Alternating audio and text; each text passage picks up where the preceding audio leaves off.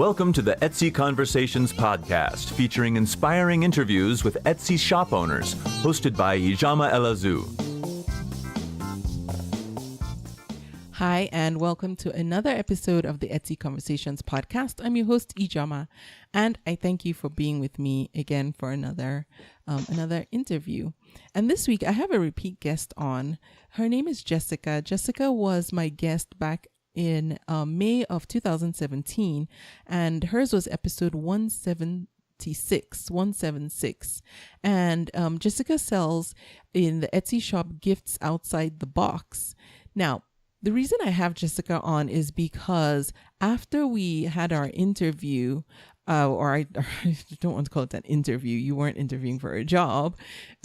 After we had our conversation, over the course of time, some things came out, and then it actually resulted in a couple of follow-up episodes, which if you listen to the podcast, if you recall episodes 186 and 187, I had a lawyer, Jared Haney, on talking about Etsy and copyright issues as with regard to selling on Etsy.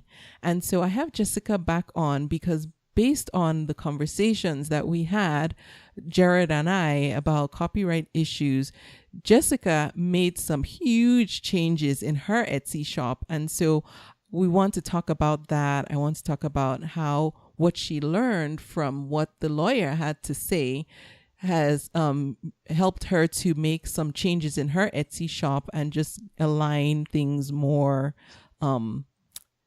properly, I suppose. So Jessica, welcome back to the podcast. Hi, thank you for having me back. You're so welcome. Now remind us what you sell in Gifts Outside the Box. So I actually sell custom party supplies. I make custom party decor, favors, and other creations that would help make your next event unique and memorable. Okay, cool. All right. So one of the big things that we talked about, Jared and I, was copyright issues as they pertain to the Etsy seller, because you and I know, having been on Etsy for, a little while now, that sometimes Etsy sellers will cross the line when it comes to copyright violations. I'll just call it that because that's what it is, right? And so you listened to that episode and you made some changes because you found that you had some issues with that, right? Yes, I did. And it wasn't intentional. When I first went on to Etsy, I saw that everyone was making Disney stuff, Marvel stuff, and I have such a love for Disney that I really did enjoy making, party favors and table decor using the characters. And I came to find out once I heard your lawyer come on the podcast that I was in violation of a bunch of stuff. Yeah. So what was your first thought when you realized that? Because I guess it could have gone multiple ways. Did you consider shutting your store down, or was your first thought, okay, how do I fix this and continue to sell within, proper legal bounds? Immediately, I wanted to fix it. I did get a little concerned. I started doing a ton of research, and I saw a lot of Etsy shop owners were losing their shops because they were in violation of using characters and images that weren't theirs. I took everything copywritten down. It's gone. And again, I wasn't doing it maliciously. I have such a love for Disney that I really, enjoyed creating stuff. But I needed to make a change because I worked so hard on my Etsy shop and I didn't want to lose it. So Did you have any concerns about not being able to come up with good original designs, or when you put your mind to it, did you figure out that you could come up with original designs and still run a shop that was profitable? Honestly, for a quick second, I was like, this is it. This is the end of my Etsy shop. I can't think of anything. Yeah. And as I previously had told you guys, I work in the dental field, and I just started making this dental confetti, and I was just thinking stuff up, and that's actually now become my bestseller, which is pretty exciting. Oh, So wow. yeah, so actually I still get sales, business is good, traffic is good. Yeah. And I was worried at first, but I'm not worried anymore. Okay. Oh, that's good. So, let's talk about specifically how you did it. Did you immediately shut down your Etsy shop and then go behind the scenes and start making changes? Or did you stay open and just take down listings that you felt might be problematic and leave your shop open while you were retooling?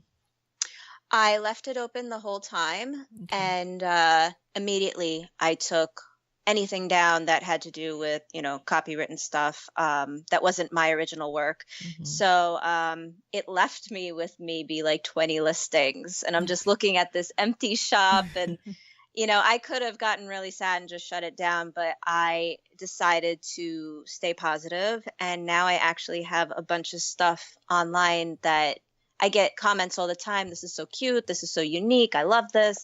So it's been good. And actually, it makes you proud to know that this is your original content and people still love it. So Yeah. that's pretty cool. That's good. So when you were left with, you went from how many listings to about 20 when you took out the ones that you didn't feel should stay?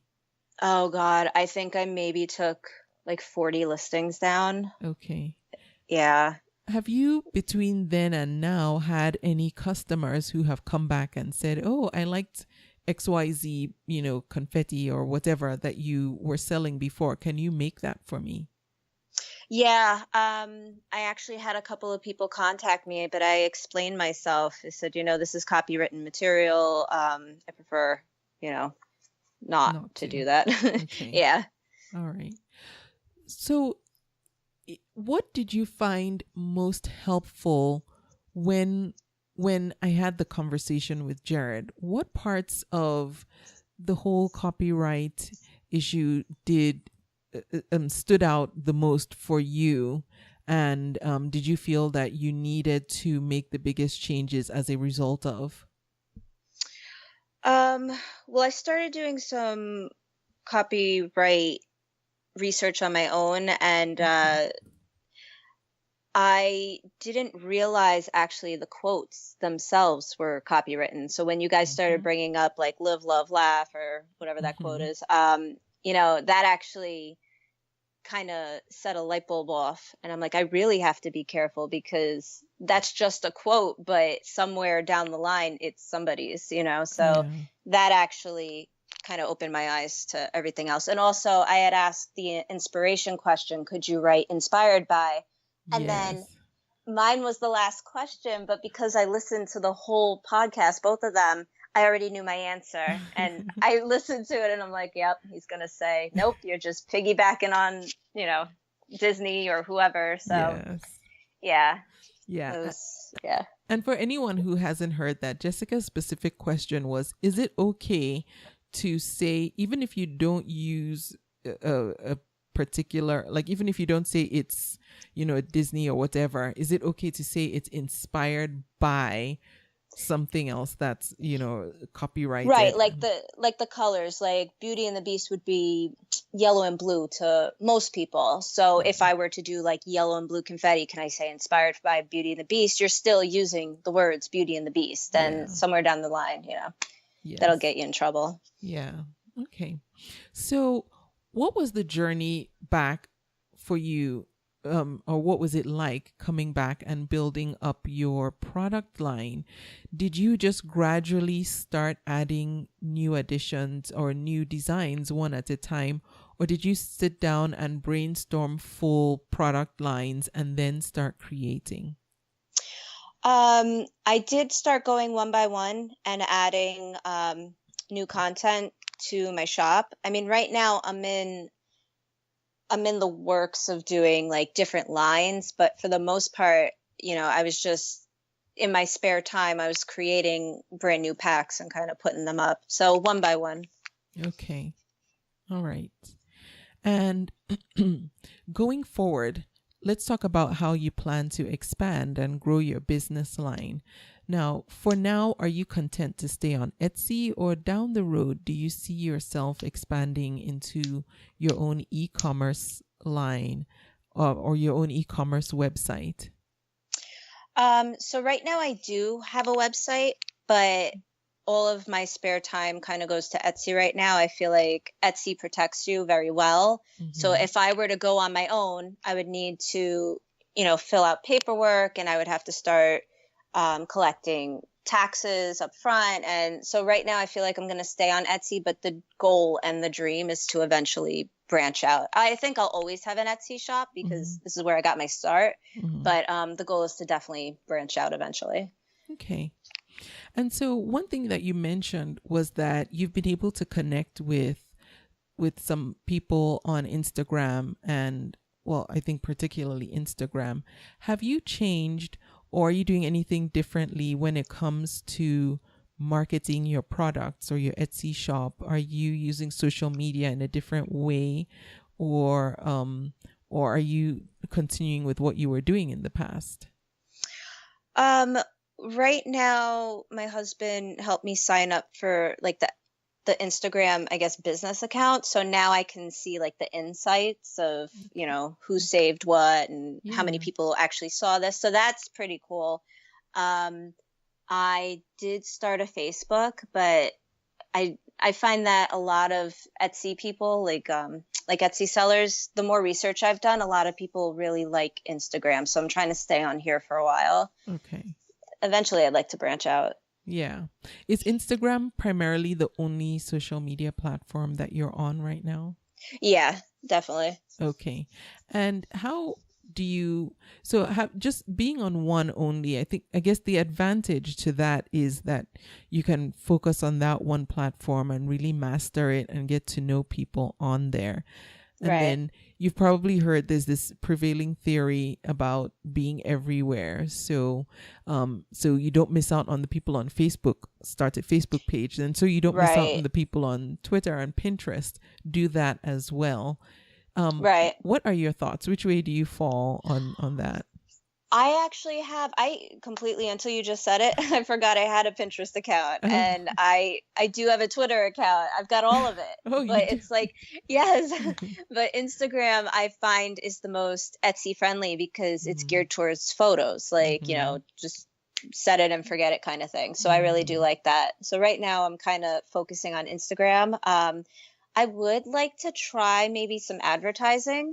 I keep seeing stuff for, like ads, Google ads, even on Etsy, Yeah. some of the promotional stuff going on there. So I'd like to try that next. Okay. And some of the promotions that they do is recently, well, as at the time of this recording, Etsy had just done their big Labor Day sale. Yeah. Well, that was a few weeks ago anyway. Is that the type of thing you would like to participate in, or more so things like the promoted listings where you're focusing on promoting just your products through increased visibility on Etsy as opposed to sales? I wanted to join the Labor Day sale, but I wasn't exactly sure what was going on. So, I don't have much spare time right now. So, I think I'm going to try just like the promotional pick an item and advertise that. Okay. Jessica, what advice would you give to someone who's listening now that perhaps is starting to think that there might be some things that they need to change in their Etsy shop, and it might not necessarily relate to copyright issues, but maybe a product line that isn't moving or something else? That person who is stuck and just feeling like things aren't moving, what would you say to that person right now? For the people that feel like they're violating something, if you feel that way, you should definitely research it. And you should more than likely work on fixing that. It's not worth it to lose your Etsy shop and lose like all the progress you've made. For people that are kind of discouraged and maybe aren't getting enough sales, I would definitely say don't give up, because I didn't think I'd make any sales. And since you and I last spoke, which was a couple of months ago, I've already made like 100 more sales. And I didn't think I'd do that after I took all my copywritten stuff down. So it's, just don't give up. Definitely not. Did it change also the way you do your tags? Because I know something that, I figured it would. So did you have to go in and redo everything? I did. I wanted to make sure there wasn't anything that I was violating, and again, I didn't mean to do it. When I first got to Etsy, I'm like, wow, there's so much Disney stuff. This is great. This is where I belong. But unfortunately, that's not the case. Yeah. And I don't know if I mentioned this before, but that's a misconception that a lot of, especially new sellers make, is when they see many other sellers doing similar things, or, essentially violating copyrights. It may appear that it's okay, but it really isn't. So if you're listening to this and you haven't yet started selling, it's not okay. If you are selling and it's something you're doing, it's still not okay. And you know what? Like, chances are not, I heard that it's extremely hard to get Disney licensing, but maybe there is somebody on Etsy that actually has the licensing to do what they're doing. But if you don't, you don't. So you just shouldn't be, really doing it. You could wake up one morning and your shop is gone, and then you're going to be stuck. Yes. And along those lines, I recently spoke with Medina King, and she runs the Etsy shop MK Kids Interiors, and we talked about just her experience of having her Etsy shop shut down and what she had to do to get it back up and running. And it wasn't necessarily, a similar situation with copyright issues, but go listen to episode 191, and she you'll hear her talk about her experience and what she went through. And there is life after having an Etsy shop shut down. I know people get very scared that that's the end of the world, but she came back from it, and she's, doing better than she was even before. So listen to that for some encouragement. Jessica, do you take part in, outside of Instagram, do you try and connect with other sellers in any other way? Like, are you part of Etsy teams? Do you hang out in the forums? Do you do any of that to try and connect with other sellers? I just recently started looking into Etsy teams. I saw that a lot of people belong to them, but I know it sounds crazy, but I'm still kind of new to a lot of the stuff, especially the changes that Etsy made. So I would like to get on the Etsy, Etsy team.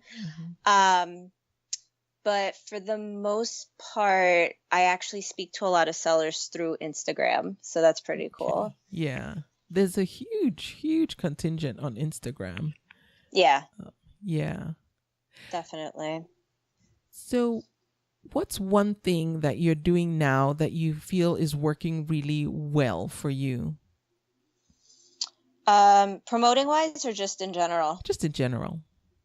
I'm trying to craft my stuff in advance. For like example, the dental confetti packs that I make, I've actually been trying to make extra as I make certain orders, just so I have them ready. But I find that I'm actually getting so many orders quicker now that I can't really keep up with making them ahead of time. But that's what was working for a little bit. Congratulations. That's a problem I think many sellers want to have.